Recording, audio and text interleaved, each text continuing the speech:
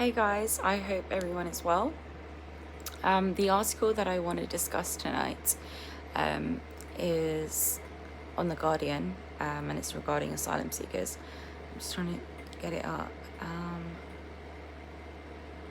Ooh.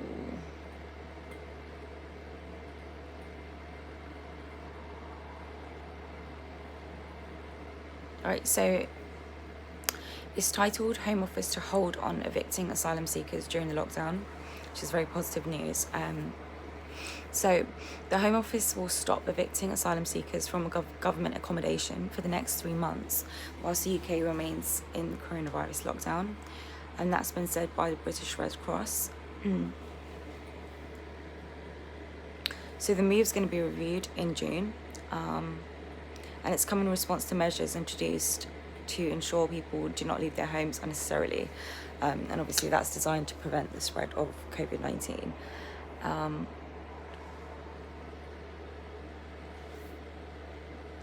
So the practical outcome is that those who would ordinarily have their support stopped because their asylum claim or appeal has been rejected will remain accommodated. And those who have been granted refugee status and so would be required to make their own arrangements will also be able to remain in their current accommodation. I wonder, in terms of spacing and how they're going to arrange that, it would be useful to know a bit more. I don't expect that in a news article, obviously, but just in terms of numbers. Anyways, sorry. So the decision is expected to relieve pressures on local authorities, and Home Office officials have asked accommodation providers to source additional capacity across the UK in anticipation that the changes will mean the supported asylum population will grow. So that's what I mean by how, but okay. So the British Red Cross has welcomed the announcement after it had called on the Home Office to take urgent steps to bring the asylum system in line with lockdown guidance. And the announcement will mean that 50,000 people will be spared the threat of losing their accommodation in the coming months.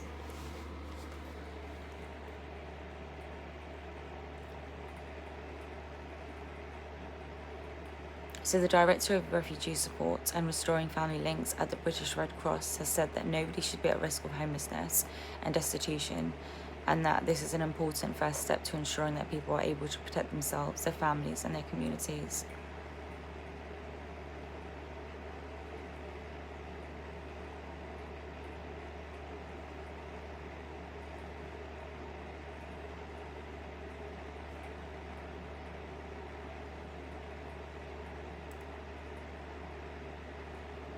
So I've also just come across an article that's more than 4 months old, that's somewhat related, and it's titled Serco's Evictions of Refused Asylum Seekers Lawful Judges Rule. So refugee charities have warned that a dangerous precedent has been set for the state to avoid human rights obligations after Scotland's highest court ruled that evictions of refused asylum seekers by the housing provider Serco were lawful. Appeal judges at the Edinburgh Court of Session refused to overturn a decision earlier this year by the court's outer house of Serco's policy of changing the locks on the homes of refused asylum seekers that did not contravene Scottish housing law or human rights legislation. So I know I've gone on a completely sort of separate tangent to what the most pressing issue is now in terms of coronavirus and things like that, but just from a human rights perspective, it was useful to read this article as well. So we now face a situation where around 300 people will be at risk of summary eviction and no right to homelessness assistance or no right to work to earn their own income to cover rent, which means there's a high risk that they'll end up on the streets of Glasgow.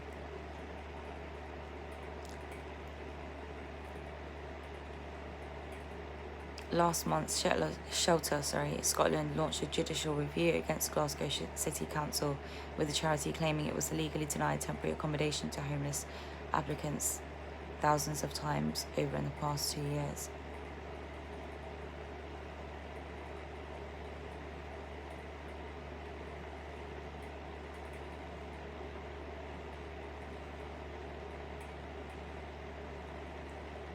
Pending the appeal, more than 100 interim interdicts, I think I'm pronouncing that wrong,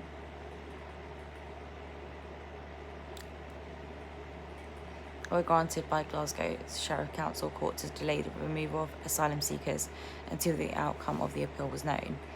But in the judgment issued on Wednesday, ruled the court's earlier findings were correct.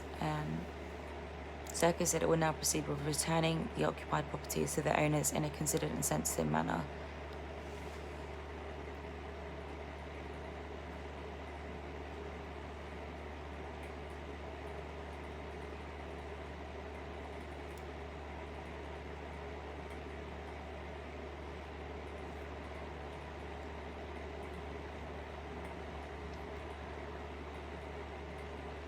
And this was actually in winter.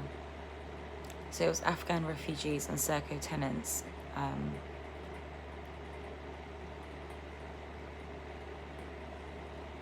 And campaigners.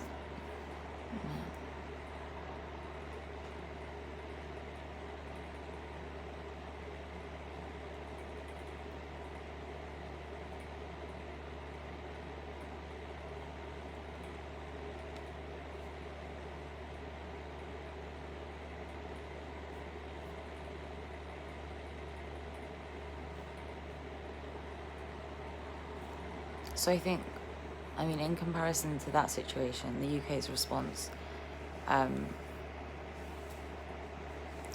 to refugees during the COVID crisis is, I guess, positive, as so far as we know. Sorry, I've also now gone on a different article, which is the Home Office releases 300 from detention centres amid the COVID-19 pandemic. So the Home Office has released almost 300 people from detention centres. The speed and scale of the release, which happened over 3 days, is unprecedented. Detainees and charities estimate that more than a quarter of those currently locked up have been set free.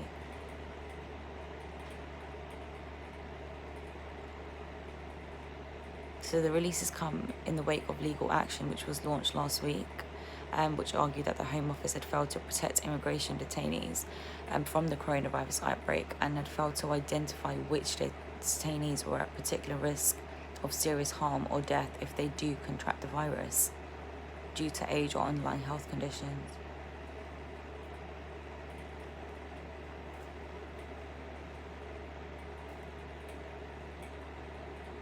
So it's believed that more than 900 people are currently in immigration detention. So it's only 300 that have been released. That's like a third.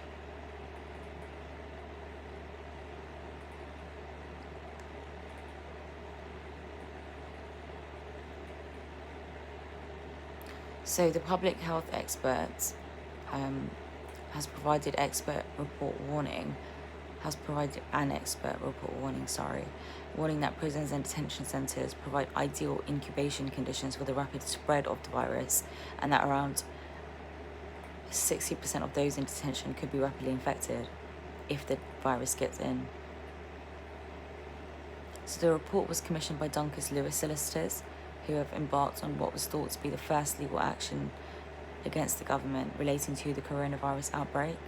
So the UK government's issued guidance stating that if there was significant outbreak, cohorting should be used to put all those infected together behind locked doors in prisons, detention centres, young offender institutions and secure units. Many of those in detention have arrived from high-risk countries such as Iran, China and Italy. Some are forced to share rooms, and a lock-in regime prevents many from leaving their cells during the night.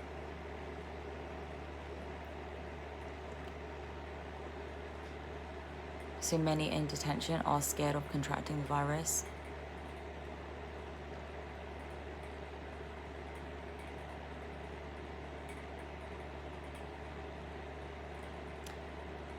A Home Office spokesperson has said that immigration enforcement is responding to the unique circumstances of the outbreak following the latest guidance from Public Health England, which includes providing soap and cleaning materials to all detainees.